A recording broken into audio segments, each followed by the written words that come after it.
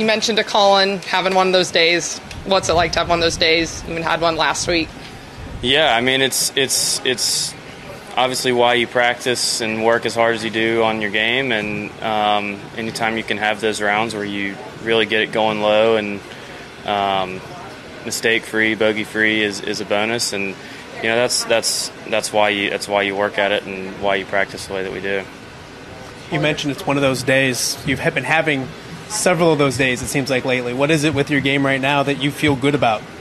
You know, I've worked really hard on the golf swing. I got to give my coach, John McNeely, a lot of credit. He and I have worked on the golf swing a little bit from a technical standpoint in the last year, and I would say for the last few months it's been in a good spot. I just hadn't quite seen the results, and then Hilton Head had a good week, Wells Fargo had a good week, and then last week playing well. So I think it's starting to kind of come together and starting to see the results and seeing the shots and kind of building that confidence back into my ball striking.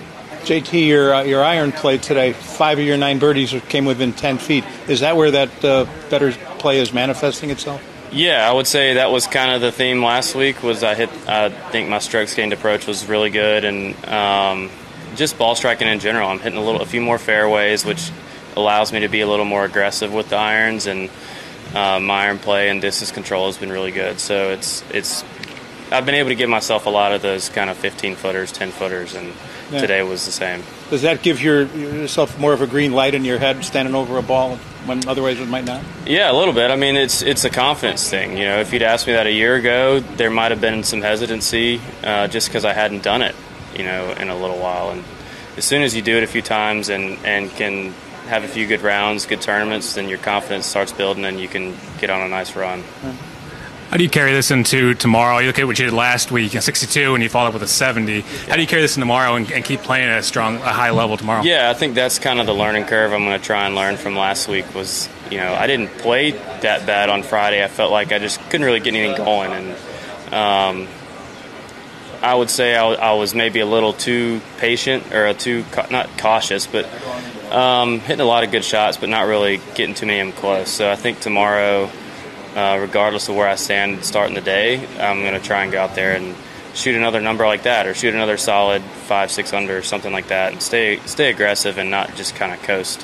When did you feel like you had someone going today? Was it the eagle on 2? Was it the bunker shot on 4? Or the eagle on 2? I mean, those were 2 really good shots in there, and then to make the putt is great. And the bunker shot on 4 is just kind of when you kind of turn around and I looked at Fleener like, did that really happen? I mean, it's kind of one of those. I think it was the first green that I missed, and to hole it out and make birdie is just kind of, you know, you're not really thinking you're going to make it, but when you do, you just realize could be one of those days. A lot of short putts today, but a nice one on 9, 26-footer, kind of nice way to end a really good round with momentum, maybe moving into tomorrow as well. Yeah, it's great. And, you know, if you'd told me I'd make 4 on the tee, then I probably would have taken it in a heartbeat. It's playing tough today. I was as good as I can hit a driver and a 4-iron in there to 25 feet. So to hit 2 good solid shots like that and then make the putt is obviously a bonus going into the rest of the week, and hopefully can keep it rolling. You've been here before. They've made some changes around the course. Are they noticeable, the bunker renovation, that kind of stuff? Are you noticing a big difference, a little difference when it comes to the Deere run? I would say a little difference. I think for the most part, the holes look the same, which I like, because I thought it looked great before, but they've done a good job of maybe adding a little distance on a couple tees, moving some bunkers further up the fairway to where they're more in play. But yeah, I think the changes are good, but I think they changed just enough to not really make it too noticeable.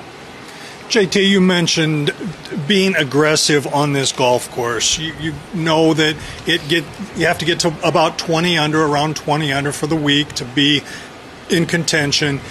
Does that change your approach at all for Friday, Saturday, going into thinking Sunday? No, I mean, I don't think I'll be thinking too much about a certain number or getting to a certain number. I think, you know, I've obviously gotten off to a great start. Playing tomorrow afternoon, who knows? I may not be leading when I tee it up. Mm-hmm. So I'm just going to try and stick with, you know, playing as good as I can. I'm obviously playing really good, so I want to just try and focus on that and kind of see where I stack up back nine on Sunday and go from there. Do you watch the leaderboards when you're out there?